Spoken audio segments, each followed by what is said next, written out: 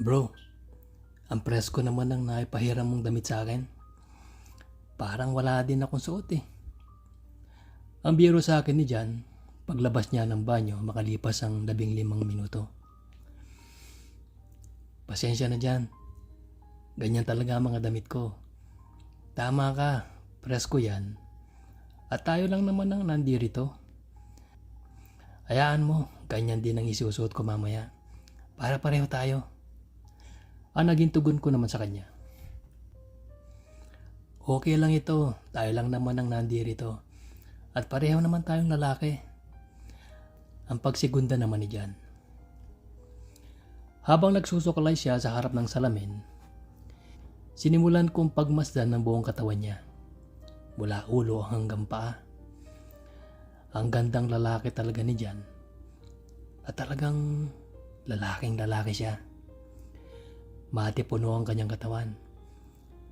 Marahil ay bunga ng mga training na kanyang nadaanan.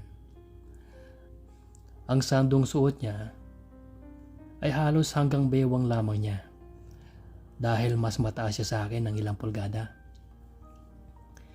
Kaya naman hindi ito natatakpan ng harapan ng boxer shorts niya. Sa parting yun ako mas natagalan ng aking paningin.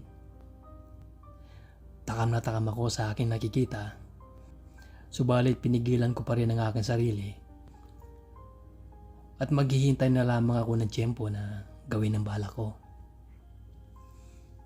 Maliligo lang ako dyan. Bahala ka muna dyan.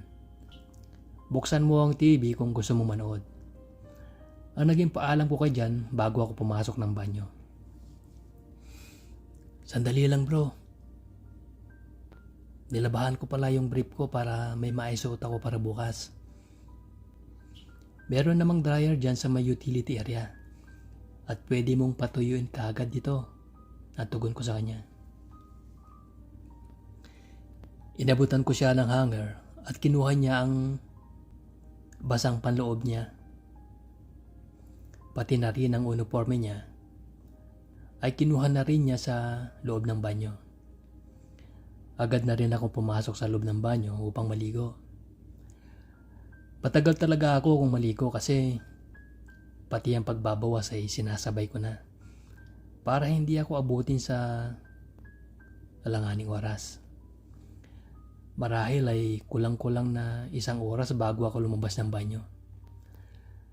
Napansin ko sa aking paglabas na nakaupo siya sa sopa at nakatakip sa harapan niya ang isang throw pillow. Pare, bading ka ba? Ang tanong niya kaagad sa akin. Ha? Bakit mo naman naitanong yan?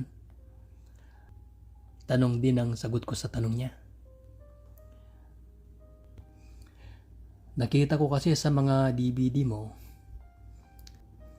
ang mga porno movie na lalaki sa lalaki. Siguro may masama kang balak sa akin kaya mo ako niyaya dito. Ang medyo pagalit niyang nasabi sa akin. Ano ngayon kung ganoon nga ako? Ni hindi ko masabi ang salitang bading sa harap niya. At kung iniisip mo na hahalayin kita sa loob ng condo unit ko, nagkakamali ka. Hindi ako ganun. Nagmamagandang loob lang ako sa'yo. Kahit gwapo ka, hindi kita type. Ang pagtataray ko sa kanya habang nagbibihis ako. Salamat na lang bro sa pagmamagandang loob mo. Uwi na lang ako. Ang sabi ni Jan sabay kuha ng mga damit niya. Hating gabi na at mahihirapan ka na makakuha ng taxi. Kasi malakas huli ang ulan. Isa pa, wala ka namang matutulugan. Kaya bukas na lang ng madaling araw ka umalis. Kahit medyo nainsulto ako sa kanya, ay pinakita ko pa rin na concern ako sa kaligtasan niya. Para makasigurado ka na walang mangyayari sa atin, sa kama ka na lamang matulog. At ako na lang dito sa sopa. Andugtong ko pa. Nakakaya naman yata. Ako na lang sa sopa at ikaw na dito sa kama mo. Ang tugon naman niya. Aba, nahiya pa ang damuho. Buti na lang at pinili niyang matulog sa sopa. Di kasi ako sanay matulog sa hindi kama. Nagyaya na ako matulog sabay patay ng lahat ng ilaw. Subalit, humiling siya na iwan na lamang na bukas ang lampshade sa tabi ng sopa. Di daw siya sanay na walang ilaw. Pero biniro ko siya na takot pa rin siya sa akin dahil baka sa dilim ay gagapangin ko siya. Kahit hindi ako sanay na matulog na may liwanag, pumayag na rin ako upang mapagbigyan ng aking bisita. Dahil sa pagod ay agad na rin kami nakatulog. Subalit nagising na lamang ako dahil sa lakas ng hilik ng aking bisita. Pati na rin ang liwanag na galing sa lampshade ay nakadagdag na rin sa hindi ko na naman pagtulog. Maliwanag ang supang tinulugan ni Jan kaya kitang kita ko siya. Tulog na siya at nakatihaya. Nang bahagya siyang kumilos ay nahulog sa sahig ang unan na pinantatakip niya sa kanyang harapan. Kaya kitang kita ko na ang kanyang kanina pa tinatakpan. Lumapit ako sa tapat niya at doon ko napansin ang kanyang harapan na bakat na bakat sa suot niyang shorts. May kanipisan niyon kaya halos wala na siyang maitatago sa akin. Grabe ang tuksong pumapasok sa kukote ko namang oras na yon. Subalit nagtatalo ang aking isipan na baka bigla nito akong sapakin kung magtatangka ako sa kanya. Nais ko na sanang hawakan ng nangaakit na kapirasong karne sa kanyang harapan. Subalit baka magkalasag-lasag ang aking katawan kung magising ko siya at mabugbog ako.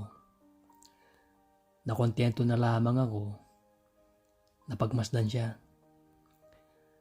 Habang pinagmamasdan ko siya ay nakaramdam ako ng konting lamig.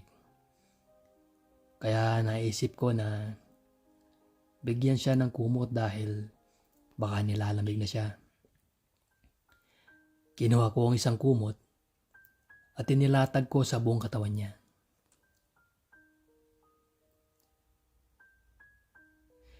Salamat sa kumot. Kanina pa ako nilalamig.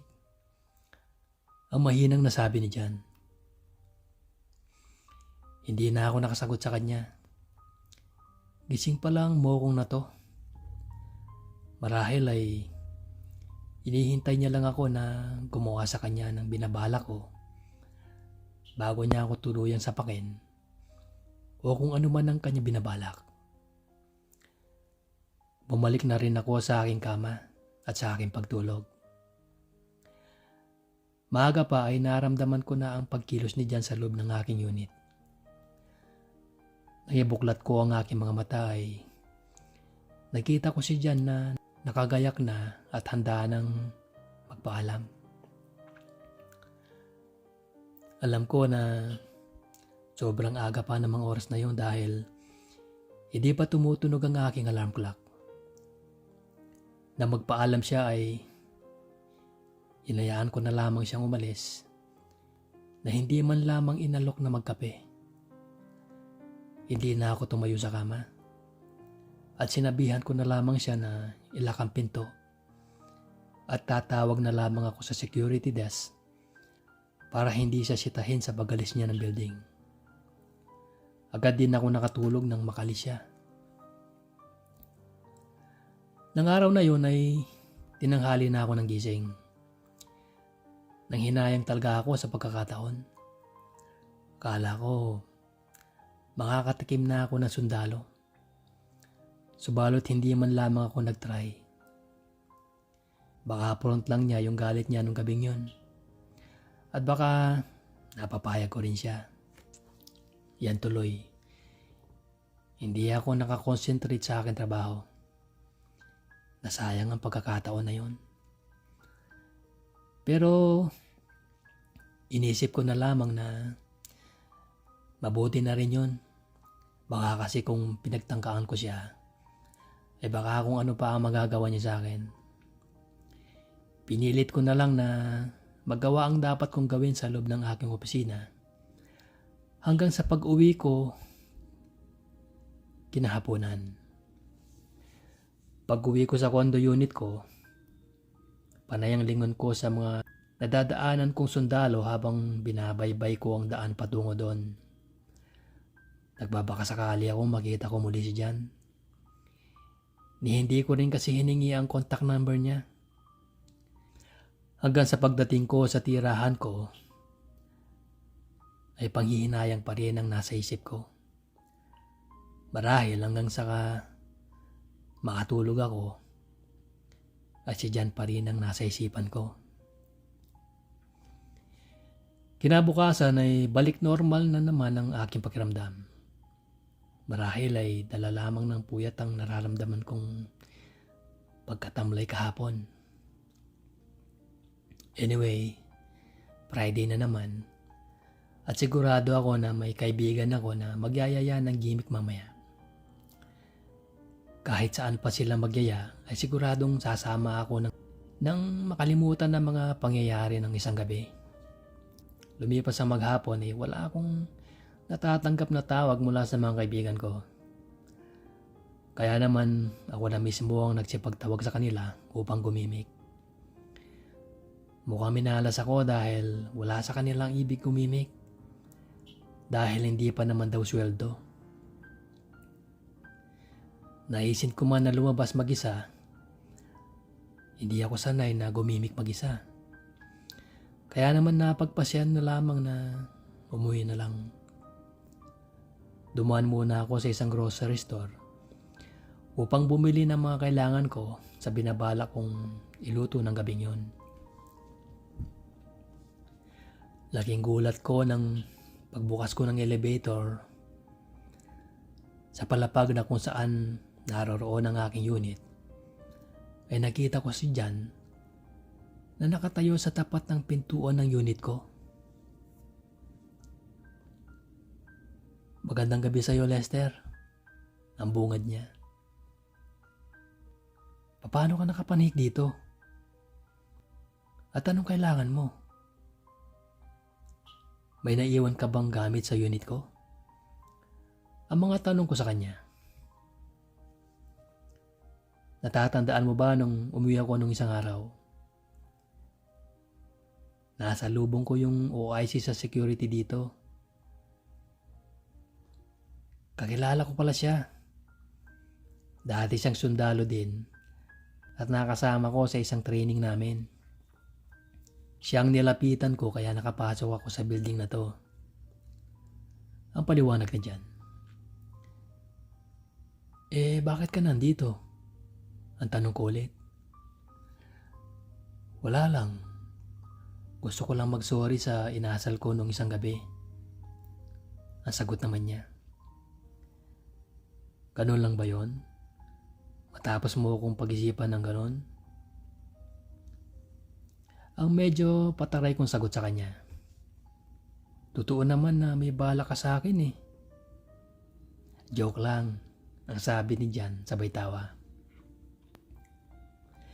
Ewan ko pero parang may kayuma ang pagtawa ni Jan at biglang nawala ang init ng ulo ko sa kanya. Nagpatuloy pa siya sa mga biro niya sa akin hanggang sa ako ay nakuha na rin niyang patawanin. Lahat ng usapan at tawanan namin yon ay naganap sa labas ng unit ko. Dahil nawala sa isip ko na pumasok muna sa loob nang makita ko si Jan.